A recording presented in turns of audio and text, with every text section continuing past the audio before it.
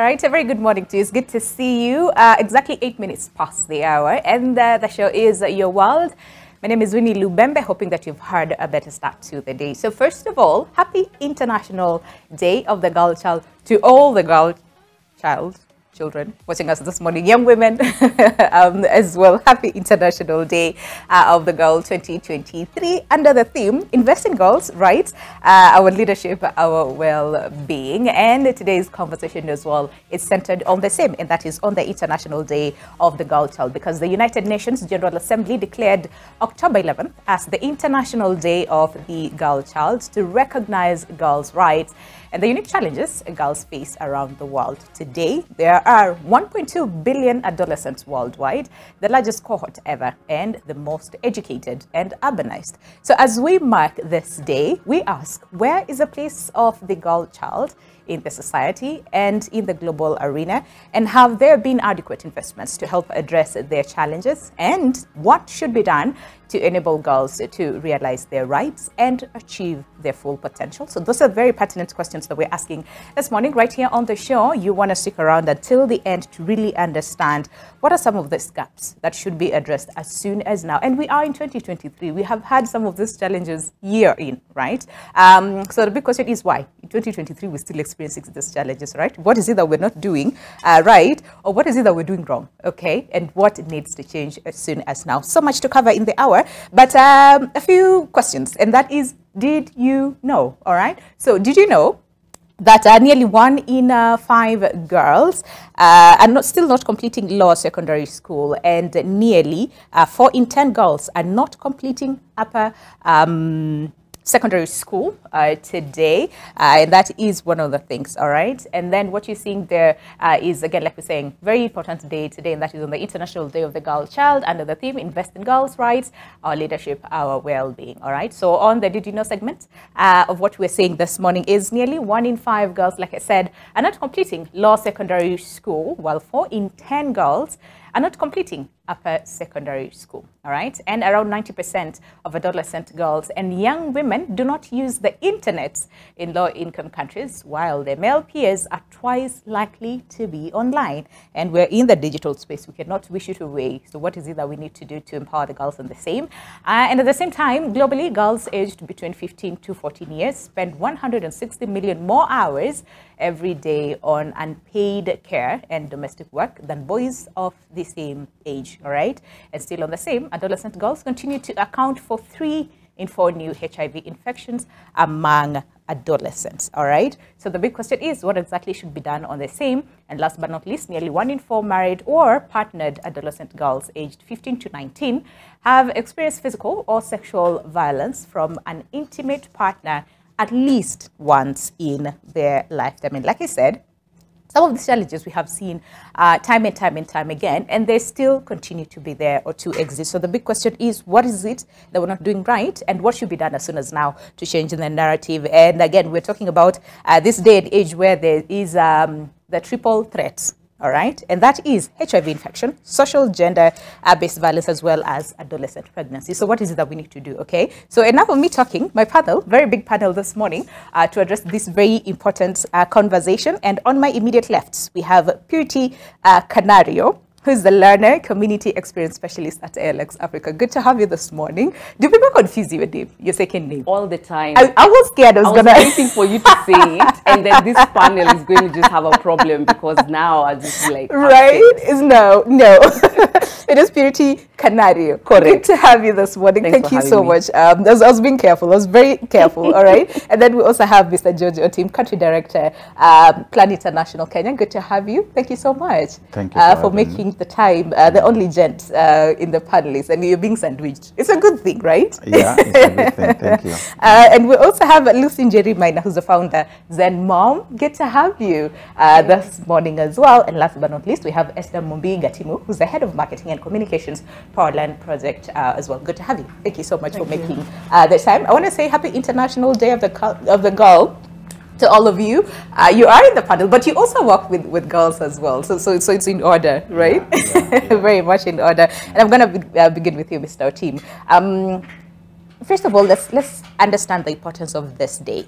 And I'm saying this because every single year, we mark the International Day of the Girl. And I know there's a lot of conversation about why do girls and women have a lot of days. There's the Mother's Day, International Day of the Girl, all these days. But this very specific day, can we understand the importance of this thing? Thank you, thank you. This day is quite important. This is because nowhere in the world have we already achieved gender equality or the rights of the girls. Yeah. And looking at today, I know the statistic that you have talked shows volumes about issues that girls face. Yeah.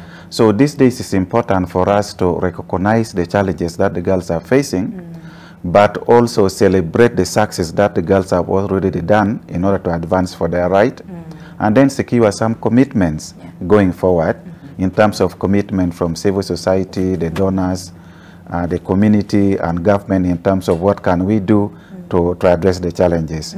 I know there are many challenges, but I want to restrict myself to the significance of the day. Yeah. But if I know time will come, then I could highlight the challenges that the girl face during this era. No, absolutely. We'll later talk about the challenges because, again, like I said, some of these challenges are not new. Yes. There's some things that we have seen and talked about and addressed in so many forums, but still they continue to happen. And of course, hamper, the girls' future, if we can say. We're not talking about education and their rights as well. So we'll talk about some of those challenges and what is it that we're not doing right when we're talking about, addressing them. Is it time that we change tax as well? But very quickly, Purity, understanding from your experience and what you're noticing, because a lot of conversation about, the girl child has been overly empowered, and now we're seeing a lot of girls taking over, I would say, careers and opportunities that were, for a very long time, male-dominated. But what is it that you're seeing as far as the trends are concerned? And this is from the girl's perspective. Are we seeing changes? Have we seen progress? What is it that you have noticed about the girl child versus compared to the boy? We'll talk about the boy child, I promise. But let's focus on the girls a little bit. Absolutely, absolutely. Yeah. I mean, what I will say is it's significant that we focus on the girl child because, I mean, history has not done us any favors as women, right? Yeah. We have been underrepresented in a lot of the professions. And I'll speak on tech specifically because that's my area of expertise, right? The tech space is seen as a predominantly male-dominated space. Yeah.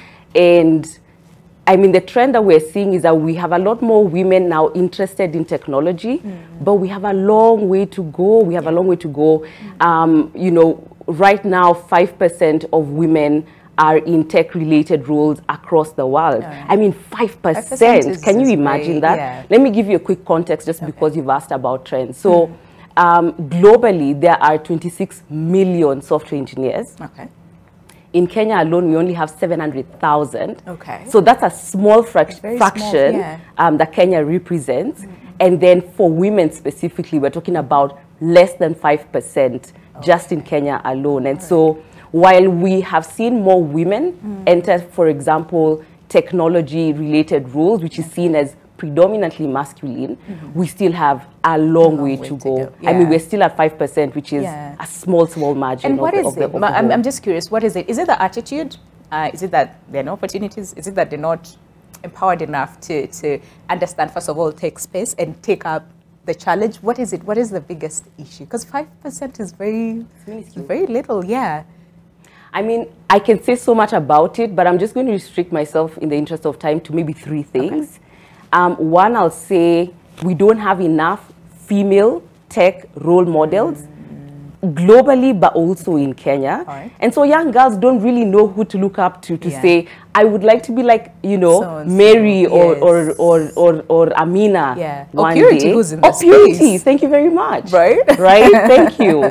So that's one, we don't have enough female tech role models.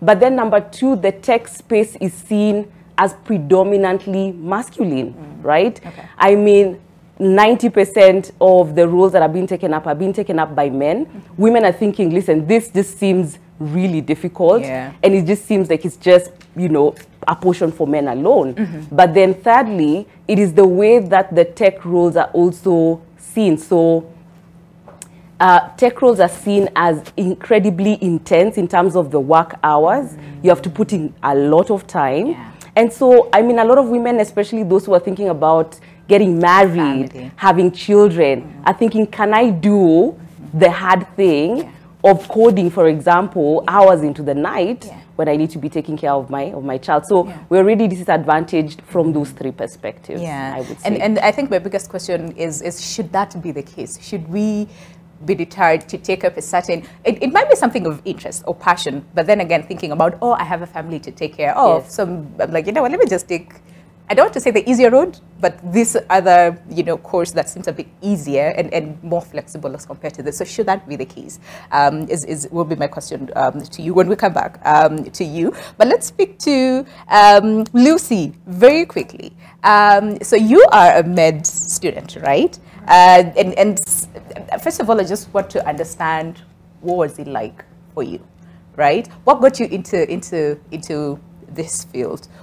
And even before that, what did you have, like an idea or the concept when you're thinking about, you know, medicine and all those things? Is it something that you always wanted to do, or what got you into this space? Okay, is it medicine or in tech? Both. Both. Yes. Oh, okay. So Because you have both skills, right? yeah, I do.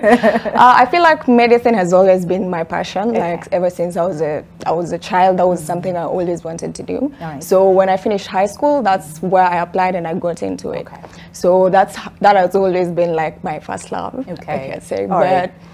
eventually I realized that there are very many challenges in healthcare, and I developed a passion for tech, and I could see how we can leverage technology to address these challenges.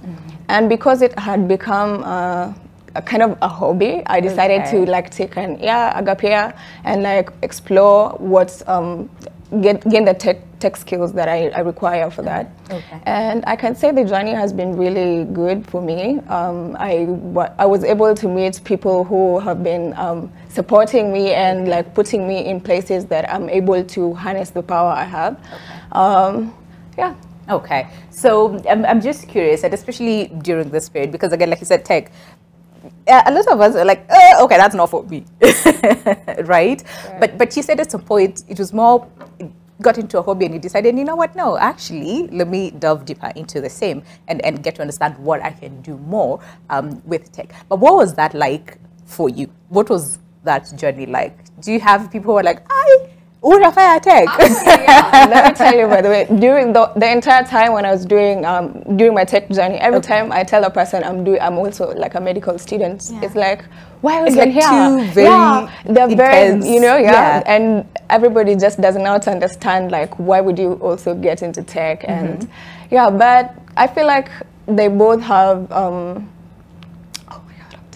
Yeah, no, it's okay. You're all right. You're all right. You're safe. And I totally get it. You know, a lot of people who are like two very intense areas, you know, careers, but you are able to merge that into and develop something that is also helping a lot of women, which is a good thing to see. So I'll come back to you to understand what has that been like for you. But very quickly to you, Esther, education, right?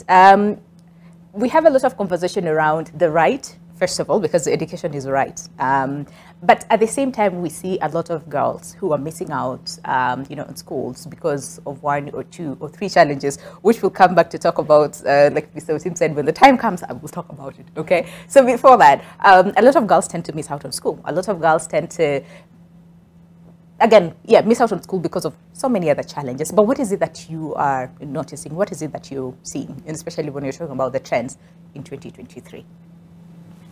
Okay, I'd say from where I'm coming from, and also in tech as well, because I come from a tech-related organization, I've seen that at least more girls are embracing it, and also more organizations are creating opportunities for women to step into those, you know, those roles that would enable them to just come out of their shells. So I think that's what I would say as a starting point, and also the fact that women have also realized that it's important for them to also participate in, you know, the digital transformation of Africa, and also just being able to also sustain their families. Yeah. Okay, all right. So there's a lot of interest. Yes. A lot of organizations are coming up to empower, you know, this girl or this young women into, you know, tech spaces, for example.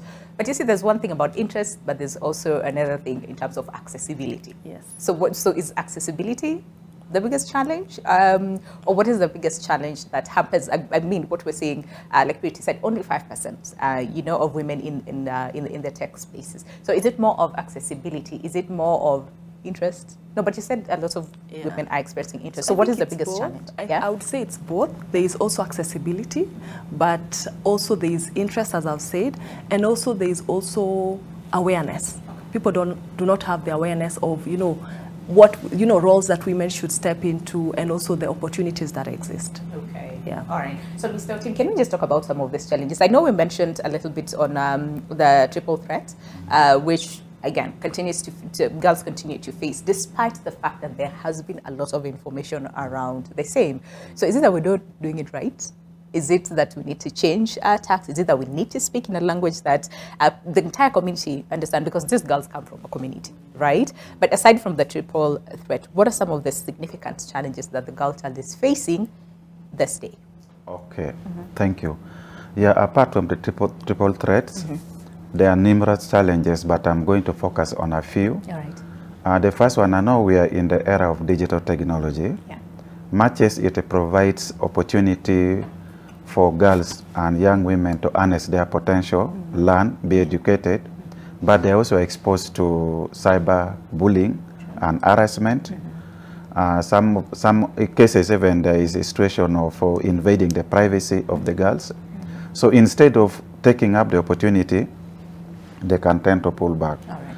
Another big challenge is now we have seen global climatic change is taking quite a lot of toll on young girls. They are disproportionately affected. And when some of these interventions are being planned, the girls are not consulted, and yet they have unique needs. Yeah. You can meet the unique needs for saving life in terms of water, in terms of food, but the needs for the girls goes beyond that. Yeah. So you find that at times these issues are not addressed. There's also a lot of economic disparity in terms of when you look at the economy, and the worst affected ones are young women and girls, and this also hamper the opportunity for education and access to healthcare. And then also when you look at social norms, I know my colleague here talked about the technology space not being occupied by female. This is also comes to social norms. Yeah.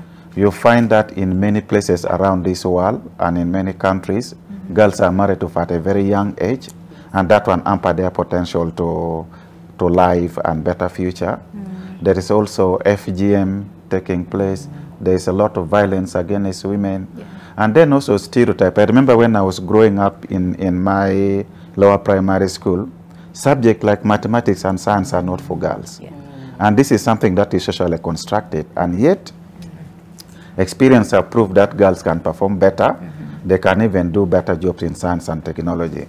So those are some of the social norms. And then also, I know that there has not been, much as there has been investment, I think we have not done deliberate effort really to look at participation.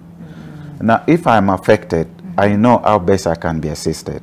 But in most cases, we tend to design and prescribe solution to girls' problem without involving them in those space. Okay.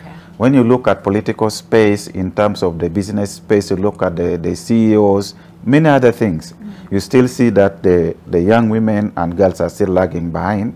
So it requires some deliberate effort, not business as usual, but doing something meaningful so that they can be supported to address those challenges. Thank you. Yeah. And Pretty, then where does this place the woman or the girl child in this case, understanding all these challenges? Yes, there is potential, right? And the girls are breaking glass ceilings. We have seen this in you know, some of the women that we look up to. Sadly, that you said in the tech space, we do not have a lot to look up to. So then where does this place this girl or this young woman, where exactly is her place in the society, understanding all these challenges and you know, what they do to hamper their growth? Man, Winnie, I would say, I mean, the place of women right now, in my opinion, is that we need to be bold. Okay. We need to be courageous. I agree with what Georgia said. We don't have as many opportunities as we should have as women, and there's a lot that the government and other organizations that can rise up and create more awareness and more sort of access. But for those opportunities that have already been created, my rallying call is, women, let's be bold, let's be courageous, let's step up and take those roles. Yes, we traditionally have not been conditioned to take up STEM-related courses and roles, but now is the time is today. Let me give you a really quick example. So to celebrate International Women's Day this year in my organization at ALX, we actually had a cohort, because we do a lot of training, more specifically in technology. And so we had just a software engineering cohort just for women exclusively. And Winnie, I will tell you, we did not fill that cohort, because on average we'll take about 100,000 applicants across Africa, and we had such a low number of women taking up this software engineering course. There was opportunity for them. We advertised, etc., etc. So I would say we need a lot more women to rise up and take these roles. It's difficult because we don't have role models. We haven't been conditioned to do it. It's not in our sort of natural instinct. We crave for safety, which are things that are predominantly very feminine. But it is time for us to push ourselves, because there's a lot of opportunity, especially in technology. So my biggest question will be then, what will it take for us to get to that level where we're bold, and the young girls who are looking up to, for example, Purity, be like, you know what, actually this is possible. So what exactly will it take for us to empower this girl to understand that, you know what, I actually have a space. There is space for me to take up these opportunities and not just wait to be given, because there's a lot of conversation around, no, women are just sitting and waiting to be given, okay? But we have seen that change over time. The women are no longer sitting and waiting. Women are taking up these roles, and young girls are looking up to this women. But then again, so what is it that we need to do to empower that particular child to know their space and also take up, you know, this roles as well? But we are due on a break. When we come back, I promise I'll start with you too. Before we talk about that, is it time that we change tax? Because again, under the theme, invest in girls' rights, our leadership, our well-being, the biggest question is, first of all, do girls understand their rights? And what is it that we need to do to also empower them as far as understanding their rights are concerned? So much to cover on this very important conversation. And this is as far as the International Day of the Girl is concerned. But we'll see you on the other side of the break. Stay with us.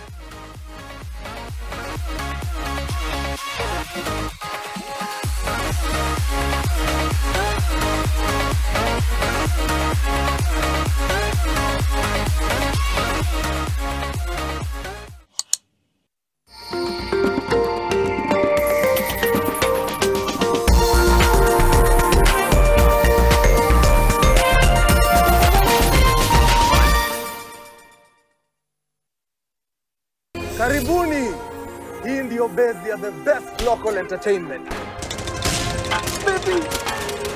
Tumefungulia Magic. Starting from the 7th of October, Maisha Magic Plus will be on DSTV Access and GoTV Plus.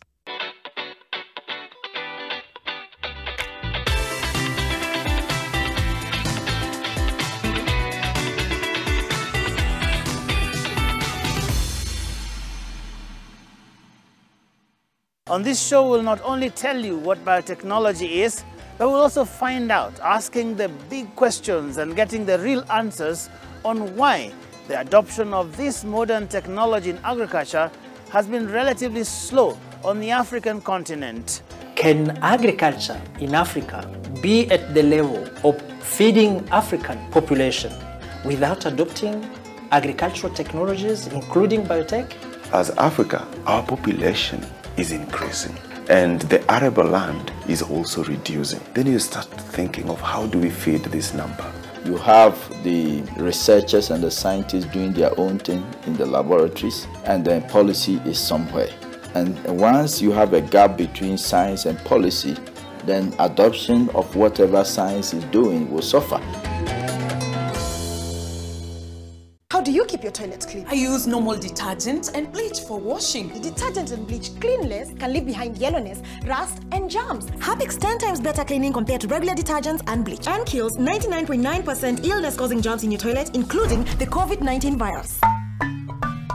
Around 2.8 billion people in the world lack access to clean cooking solutions and are exposed to toxic household air pollution, which contributes to over 4 million deaths every year from non-communicable diseases and pneumonia.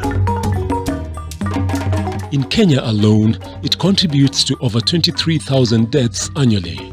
Ministry of Energy and Petroleum, in partnership with Clean Cooking Association of Kenya, CCAK, UNDP, Ministry of Foreign Affairs of Japan and other stakeholders are championing to create awareness on the role of clean cooking in the delivery of net zero targets. This Thursday, the Nation Leadership Forum will focus on the clean cooking sector in Kenya. This year's Clean Cooking Week theme, delivering of clean cooking innovations towards net zero targets. Tune in on Thursday, 12th October from 7:30 p.m. only on NTV.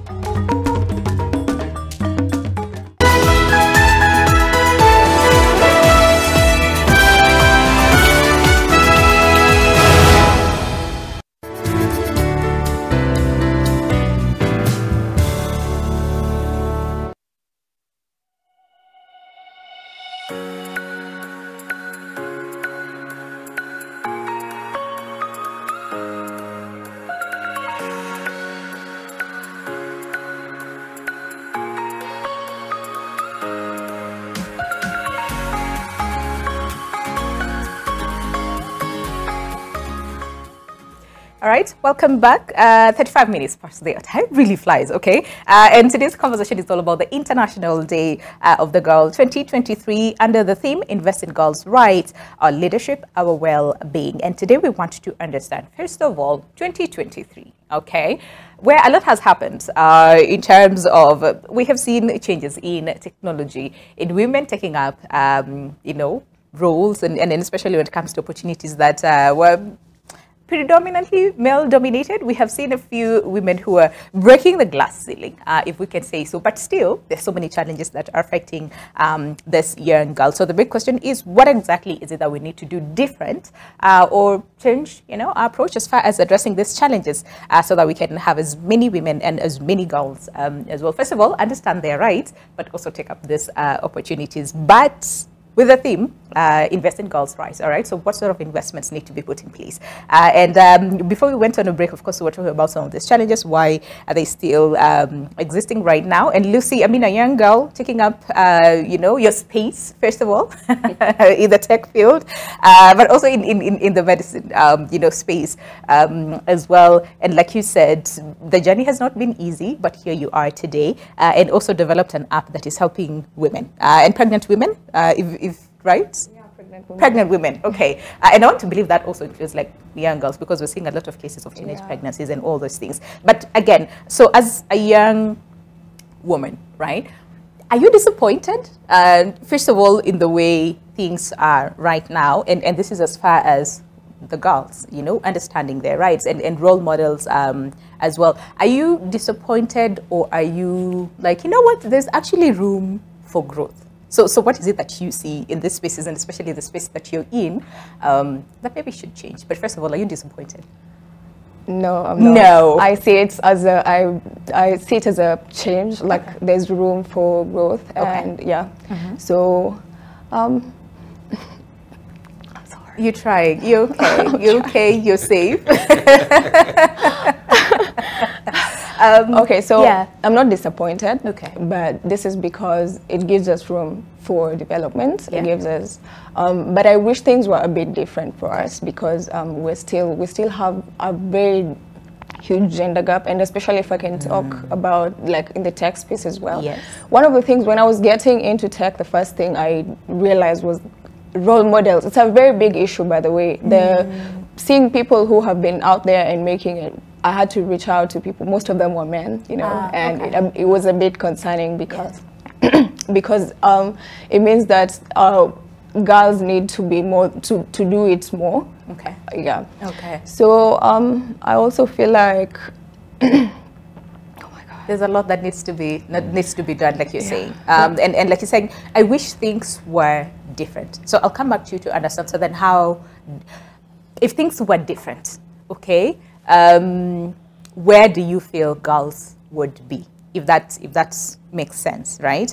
If things were different, do you feel that we would have less challenges? And especially when we're talking about cases of female genital mutilation. Have enough girls in the tech space, like you're saying?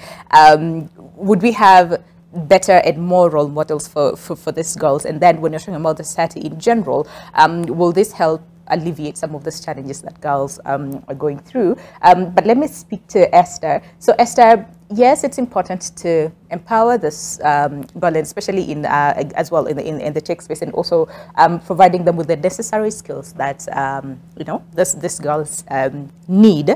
And like we were asking earlier on, so where exactly is the space of this young girl? In these spaces, in all spaces, really, where exactly is their space? And the fact that we're talking about invest in girls' rights or leadership, well-being, what sort of investments would you say, from your perspective, needs to be put in place? We'll come back to you to understand from Mr. Otima as well, from a larger scale, because again, Plan International is very, you know, key, especially for this date, in preparing for the same. But from your perspective, what are some of these investments that need to be put in place to make sure that girls have that opportunity?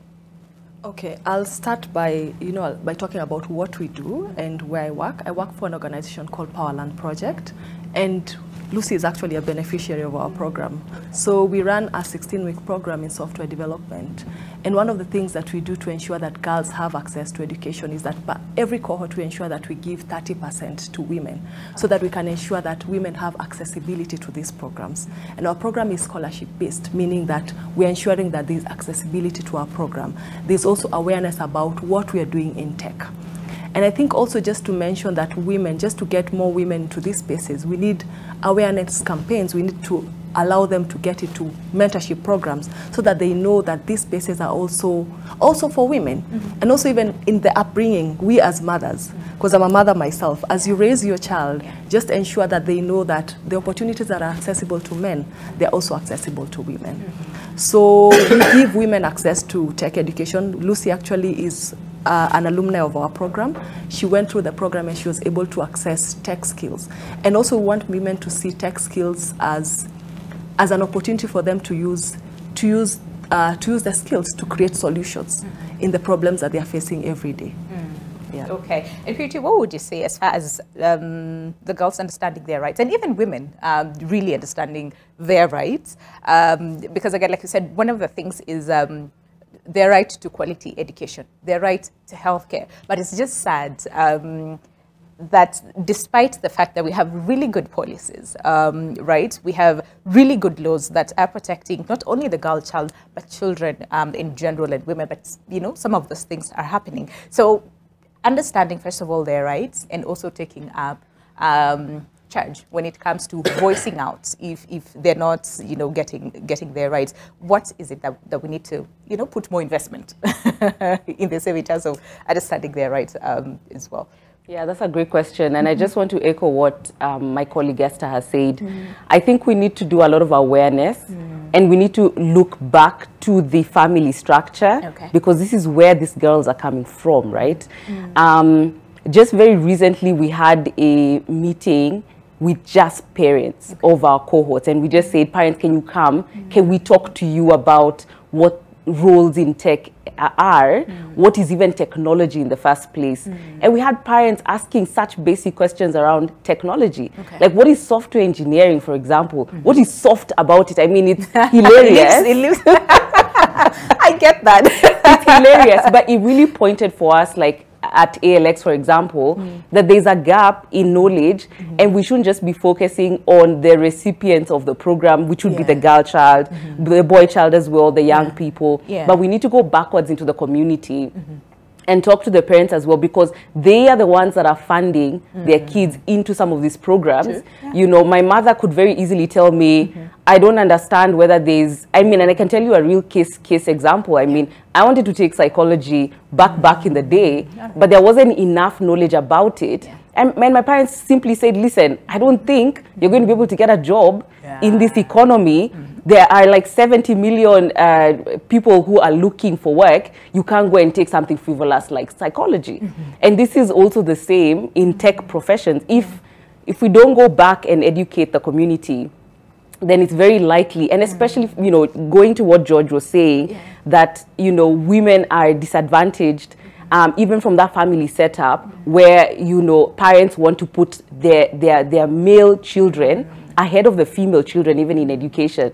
And then you bring in the aspect of some obscure thing like technology they've never heard of before. They need to pay money for their girl child to go there. So, I mean, I think we need to go backwards in terms of awareness and get our parents and the people who pay for these people to really understand the value of this space.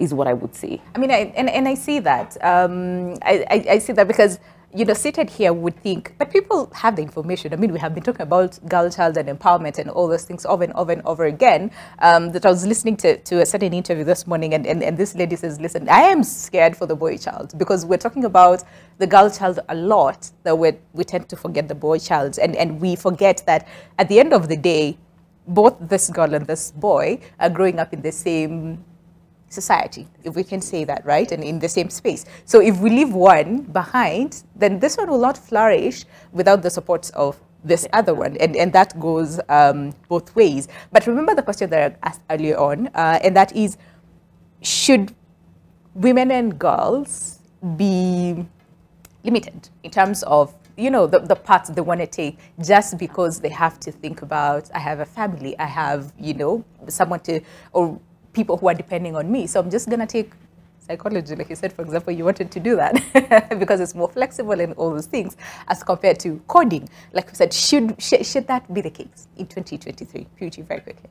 I mean, very quickly, what I will say is we need to acknowledge that women and men are different, and we have certain needs as women that need to be considered even in the workplace, right? So, for example, if I get married and I have a child, the organization that I work for needs to know that I need maternity leave, right? But that I also need the support of my male counterpart. I need my husband to have longer time away with me. And so really what we're saying is, I think that organizations and societies need to put in place policies that support women to thrive in spaces like technology. So for example, if an organization is saying to Lucy, for example, who, by the way, Lucy, happy to know that you're also an alumni of ALX. It seems like you're sharing both of us. It's crazy. But, you know, if someone is telling Lucy, you need to work through the night coding because there's a crazy deadline in the morning, and let's assume Lucy is a mom, right? I mean, how is she feasibly supposed to do that, right? And so I think organizations in understanding that we need to raise the girl child in our economy, need to understand that women and men are different. And so the things that you're going to ask of women is going to be very different from what you ask of men. And we need to create environments that can allow women to flourish in these spaces, for example. And that does not mean that they are lesser than because they're not able to work, you know, all this long hours. Not at all. All right, and Mr. Otim as well, in terms of then investing, in not just having the girls to understand their rights, but also the community to understand, and again, like Purity said, support, you know, this girl, because again, we cannot just empower her alone, and you know, we leave her family, we leave, you know, her brothers, for example, her uncles, her dad, you know, and male, you know, colleagues, with leaving them behind, because she will not get the support that she needs. So what sort of investments would you say need to be prioritized as soon as now? Because you were discussing during the break and said we're just beating around the bush when you're talking about empowerment and all those things, but we're not getting it right and hitting it at the core. So what are some of these priority areas that you would say need to be invested in as soon as now? Okay, I think you rightly said, so what the first thing where we need to invest in is the environment where the girl child grow up, because that is the starting point. The parents and also the men in the community and the young boys, they need to stand as allies for girls' equality and gender equality. They need to be an allies in advocating and enhancing equal power for both gender. And then I see some of the greatest area of investment that we need to do. One is around equitable and inclusive access to technology, like my colleagues have been talking about. And then also area like having internet policy that makes everybody to be having access, whether including girls and boys. Yeah. And then also investment in education. Education is the start of everything. Inclusive, safe quality education for girls. And when you talk of safe quality education, there are a number of aspects that has to come in. The government has the standard, and UNICEF also have the standard for what it means to have safe, inclusive access to education. Look at the person with disability. I know a girl that is disabled faces more challenges than any other people. So in addition to education, also meaningful investment in health, and then also looking at how do we combat climate change, and how do we, and the bigger thing that is more strategic is to look at the budget framework that we do. Does it address the specific needs of the girls? And then also we need to look at issue around participation and decision-making space in all the institutions, whether non-governmental, governmental, private sector, and corporate space. To what extent are we providing space for young leaders to input into strategic decision, and then also design and co-create solutions that can come into them?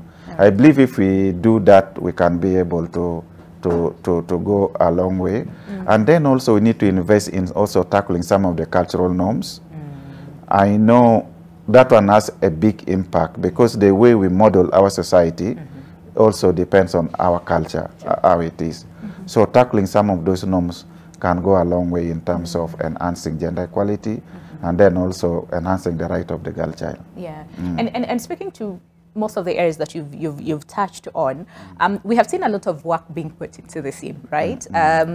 Investments in terms of like, you know, communicating, and especially when we're talking about cultures and whatnot, we have seen a lot of, you know, time and resources even, you know, allocated to make sure that people really understand some of these retrogressive, you know, cultures that are doing more harm than good. But the big question is then, over time, what exactly is not working that maybe we need to sort of like change so that we see, you said earlier on, we have made progress, which is good. Progress is good, but still there's so much work to be done. So which areas would you say we need to sort of like change tacts just to make sure that we accelerate the progress that we have made so far as understanding the rights of the girl child and also, you know, understanding their space in the society? So what is it that needs to change and what areas do we need to strengthen? Okay. To me, I would look at the change area in terms of three main areas. One, like investing in intervention that will enhance equal power of both the boy child and the girl child, equal power, There are various investments, but any change area around that gears toward equal power would be okay. And then also equal participation. Okay. What exactly does equal power look like to you? Because Purity mentioned that, listen, women and men, boys and girls are different, okay? And challenges that girls face might be unique to those that boys face. But then again, here you're talking about equal power, right? Yes, so I'm just curious, top of my head, what exactly does that look like so that both genders are supported equally? Okay. Yeah. When I look at equal power, I look at looking at both genders, the boy and the girl child, having equal rights. Yes. And in terms like of education, economic participation, participation in political space and civic space, and then also decision making. Yeah. Okay. I see that. All right. So equal power, equal opportunities is what you're saying that needs to sort of like change in targeted approaches that needs to be put to ensure that happens. For culture then, what is it that needs to change? Because it's a very big impediment, you know, as far as hampering some of this progress. So what is it that we need to change about our cultures? There's some that are good and we need to uphold that, but there's some that, you know, aren't. I know various approaches, like I know there is what is called Joining Forces Alliance in Kenya that look at the organization that supports girls' rights. They have come together. I know one of the things is creating what is called Girls Agency, where we facilitate the girls, empower the girls with knowledge and skill for them to be able to advocate for those changes. And then there's also a model called Champion of Change, where you bring both boys and girls working together in terms of trying to challenge the status quo and advancing for the change. So there is that intervention that is like most of these organizations, they focus at the family level, community level, and then also at organization level in terms of the policies that need to be put in place. So with this cultural change and changing the norms, it requires a concerted effort, it requires a lot of collaboration, and then also it's not something that you can achieve it tomorrow. We need to continue doing it, but the best thing is to look at building allies, building alliance, and also bring the young boys along and the men along to try to, and then also to try to target some of those perpetrators. And also the issue around mindset, because in some other communities where we have been engaging, you find like I don't know, like those on practicing FGM, the kind of status that is given to the person, the female person doing that is quite high in the society. Yeah. So everybody would want to. Everybody would want to respect her and this kind of status. So it means also our intervention need to look at how do we address the status and condition of the girl. Status meaning what kind of position can they occupy in the society, and in terms of the status, is like the condition is about the welfare and all that. Yeah. Okay. And I'm happy that we have techies in the house today, because again, like we said, we're living in the digital space. We need more women and girls in these spaces, but also understanding we have more challenges, and girls, sadly, you know, experience more of these challenges, especially in the digital space. You talked about cyberbullying. Boys too, but also, you know, girls more on the same, and also coming up with solutions, digital solutions, you know, to address some of those things that women and girls face. And of course, Lucy, this is to you because of the app that you built, and this is to help pregnant mothers in wards who you saw, okay, struggle. And this is after childbirth. So I'm just curious to understand, what is it that you saw that informed your decision to start this app? And I also wonder where, you know, the girls fall in this. But yes, what is it that you saw that you felt, you know what, coming up with this app will help these women and girls?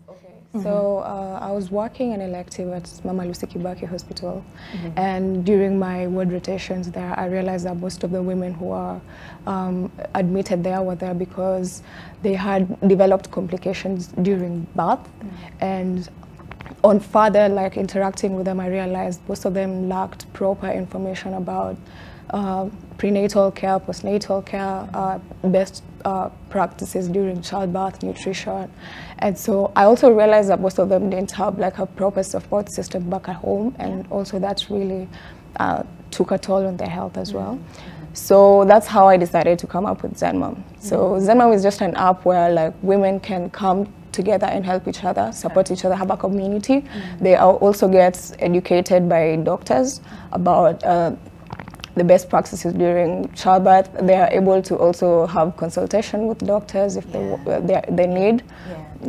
And also it has a cryptocurrency called ZenMom token, so they're able to redeem that to pay for maternal health care and buy maternal products. Interesting, isn't that? Okay, because now we're also seeing a lot of cases of teenage pregnancies as well. And again, we're talking about maternal mortalities as well. You know, the rates are still high, which is quite sad.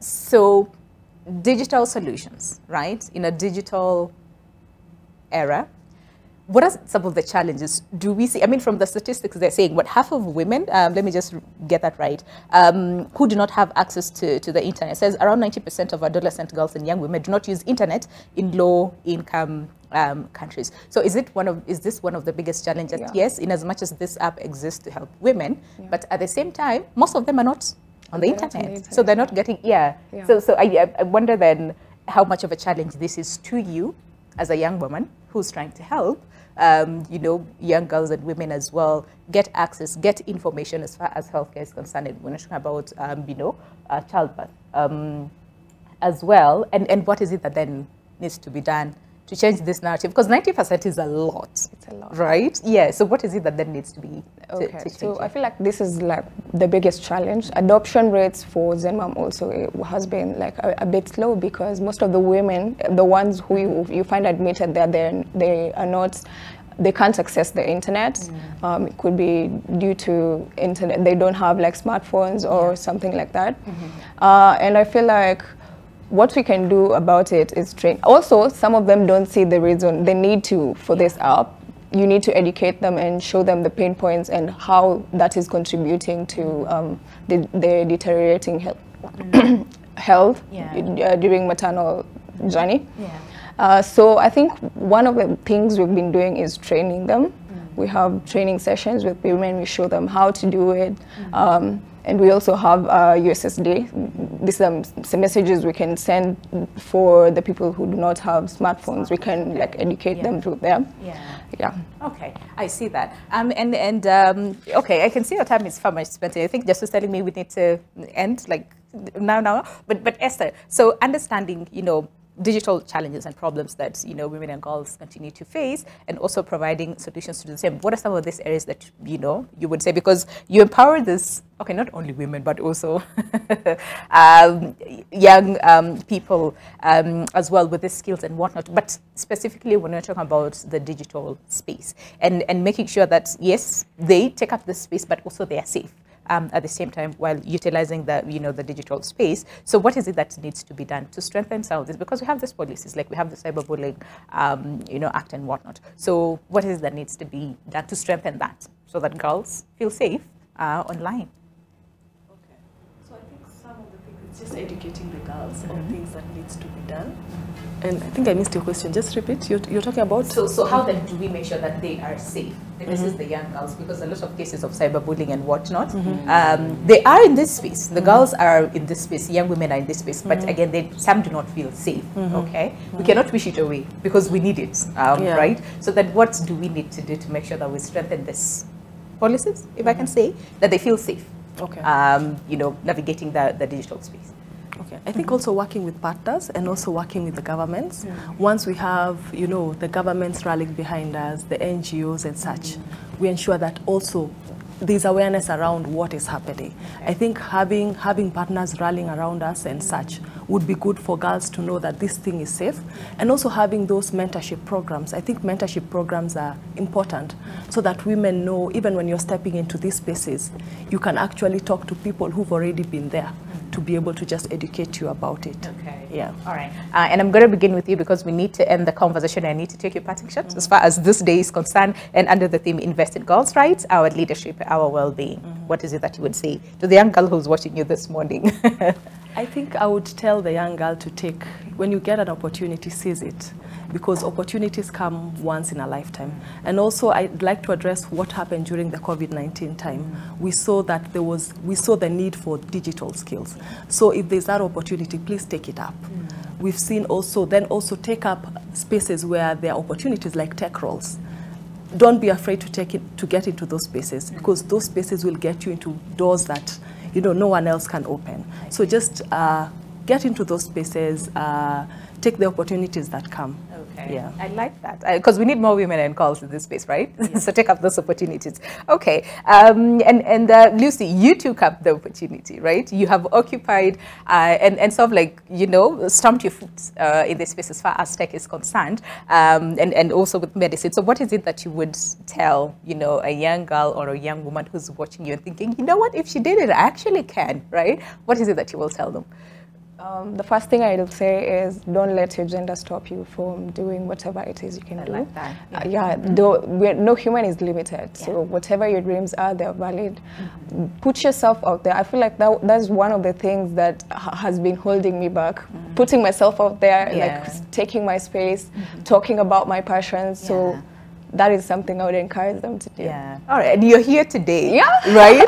Nerves and all, but you managed. You pulled through. So put yourself out there and do not let your gender stop you from taking these opportunities. Okay, Purity, I want to go to you, and then I'll finish with Mr. Oti. What is it that you'll tell, you know, this young girl and even young woman who's watching you and thinking, hey, okay, tech, well, yeah. I will say this. many economies in the world have aging populations. Okay. In Africa and in Kenya specifically, we have a very young population, average age 19 years. The reality is in the coming decade, most economies are going to be looking to Africa to fund their workforce. They're going to be coming to Kenya and saying, where are the people? And that is where we have a lot of big organizations like Microsoft.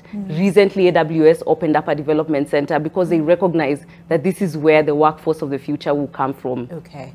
I agree with what Esther said. The COVID-19 has made it so that most organizations, Kenya included, are hungry for digital transformation. Yeah. It is estimated that there will be need for over 85 million tech professionals in the workforce in the next decade. As in, this is a huge hunger that is not being met. Only 700,000 software engineers in Kenya alone. And so what I want to say to the girl child is, there is so much opportunity, not just in the tech space, but in other professions as well, but in the tech space more specifically.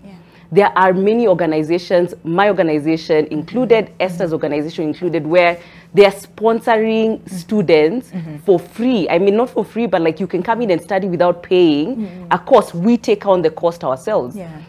We are providing internet, we are providing a quiet place to work. We are providing laptops. We are providing some level of infrastructure, electricity for them to be able to take up these courses. And so say yes to the opportunities that currently exist. Yes, there's more that can be done. But let's seize the opportunity of the day that has already been created. The day is today. The day is today. I like that. Take up this opportunity, all right? And again, Mr. Tim, just to cap it all, because again, Plan International together with UNICEF and other partners are very instrumental in preparation, first of all, for this day. So we need to acknowledge that. And from your perspective, we talked about so many challenges and progresses that have been made and areas that needs to be strengthened. So acceleration. Right? So that come next year, we at least have a totally different conversation, right? As far as the Day of the Girl is concerned. So what is it that you would say very quickly as we finish the conversation? Okay, thank you.